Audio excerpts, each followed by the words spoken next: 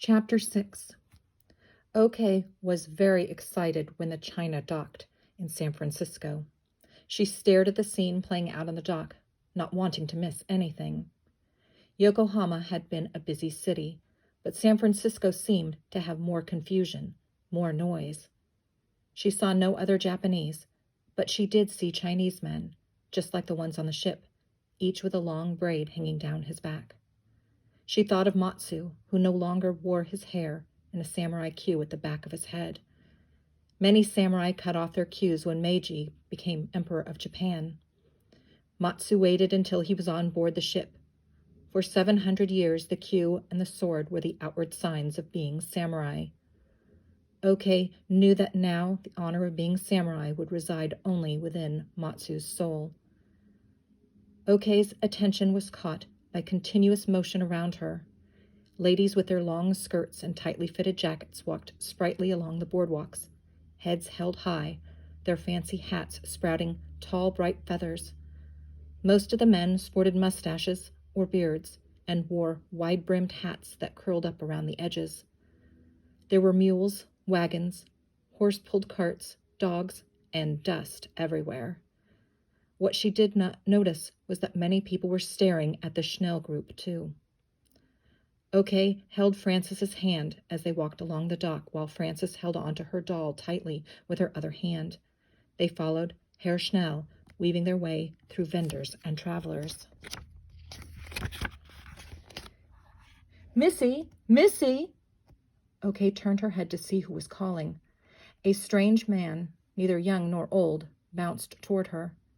He was wearing the brightest multicolored clothes she had ever seen.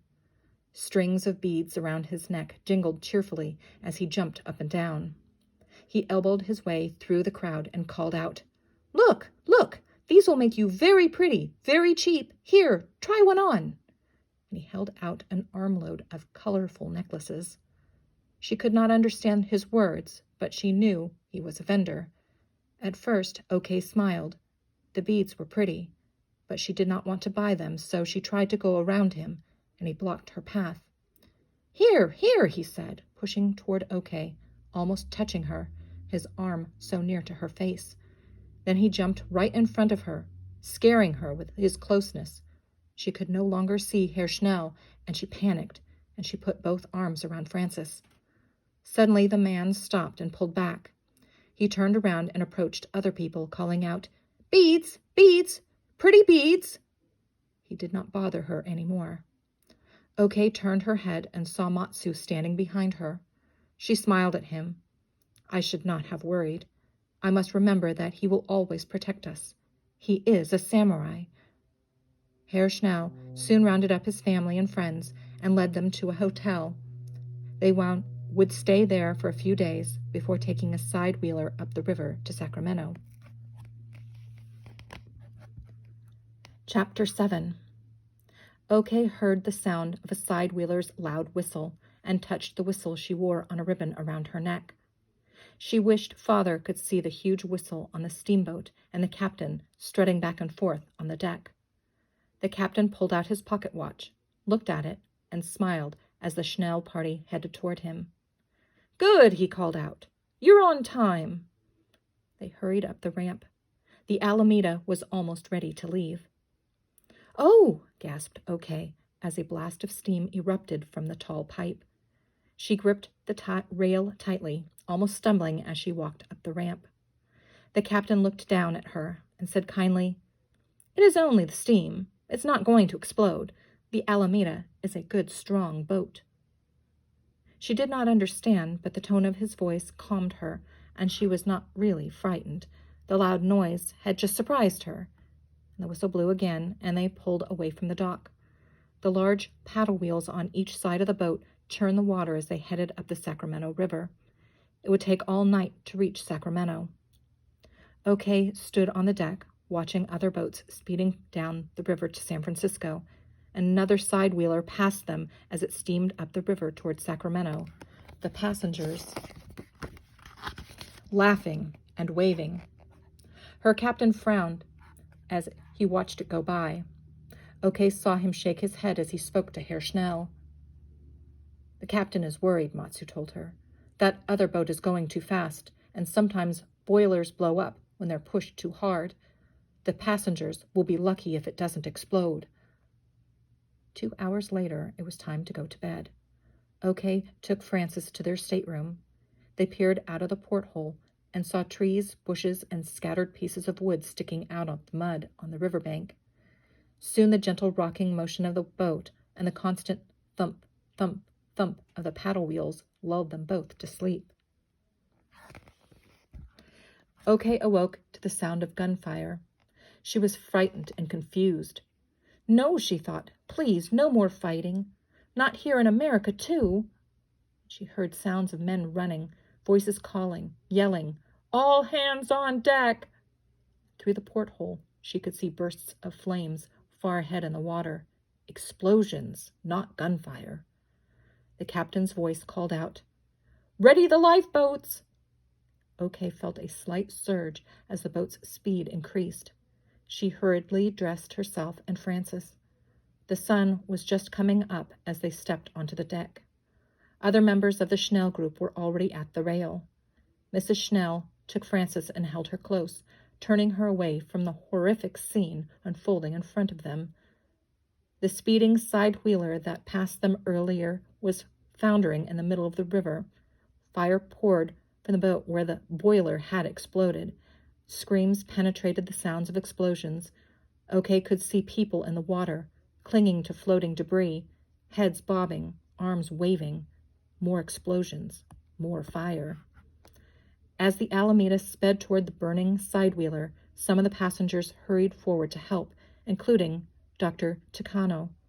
Quickly, the Alameda captain and the Japanese doctor set up an emergency area in the saloon. The captain was well prepared for emergencies and had a good stock of medical supplies on board.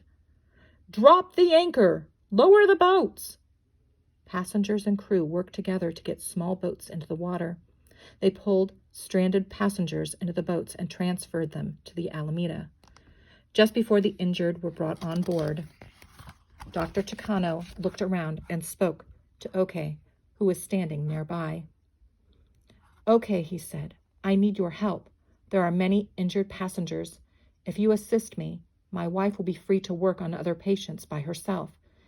It will be difficult for you, but if you focus on what I say, not on what you see, you can be of great help." He does not know what he asks, thought Okie. I am not a nurse. I am just a nanny. I cannot do it. She had never been involved in a disaster such as this. She fleetingly glanced at the people near her, hoping someone else could help the Japanese doctor, but she knew she had no choice. Other than the Schnell group, nobody on board spoke Japanese.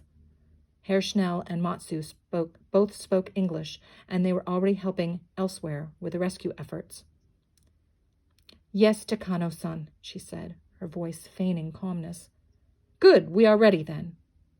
Okie almost fainted when they brought the first casualties into the saloon, but she found strength by doing exactly what the doctor said.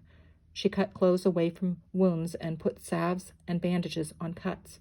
She held arms and legs steady so the doctor could work on them. Just a few hours ago, she had watched these same people waving their hats and singing cheerfully as their boats sped up the river past the Alameda. She thought they might be local people, Californians, some with blonde, brown, or black hair, some with light-colored skin, and some with dark skin. She had not seen any Japanese or Chinese. The doctor finished the last stitch on a deep face wound while Okie held the patient's head steady. She was not prepared for the next casualty, a young man. He must have been close to the boiler, for his burns were extensive. The clothes were seared to his body. Removing them would pull away his skin. The smell of burned flesh went through her nose and stayed inside her body. The horrible smell oddly filled her soul with compassion. His face had been spared. He did not talk, but his eyes flickered wildly. He finally focused on Okie and did not turn away from her, as though he found solace in her eyes. She did not know what to do. "Takano-san," she said, "is he going to die?" and the doctor looked at the boy without flinching. "We will do our best, okay, but that will not be enough. We will give him something for his pain. Talk to him. It does not matter that he cannot understand you." She looked into the boy's eyes, so blue and so wide with fear. "Please, do not die," she implored. "You are not much older than I am. You must have a mother and father who love you. Maybe you have brothers and sisters, too. The doctor's trying to help you. He is a good doctor." Then she remembered the doctor's words. No hope for this young man. She hesitated for just a moment, but continued with renewed strength in her voice. "We will ease your pain." She smiled at him and did not question where the courage came from. She kept talking. She talked about things and people she loved, and it showed in her voice. He did not cry out, even while the doctor worked on him. Okie knew he was suffering. She could see it in his eyes. She could not imagine how he could stand it. She talked more urgently. Had it been possible, she would have held his hand. Sometimes she saw hope, but soon there was only pain. Even then, he did not cry out. "You have great courage," said Okie. "I think you have the soul of a samurai." And she smiled, a gentle, loving smile.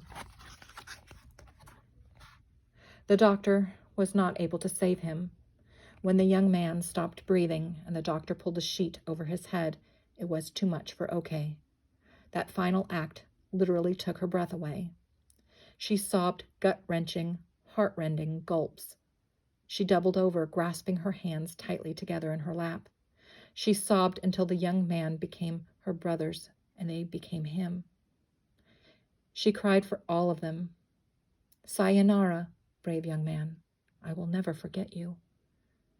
The Alameda continued on its journey, carrying the passengers and crew of the damaged boat. It was a somber group that headed up the river again. No matter, thought Okie, that many lives were saved. There were 5 who died today.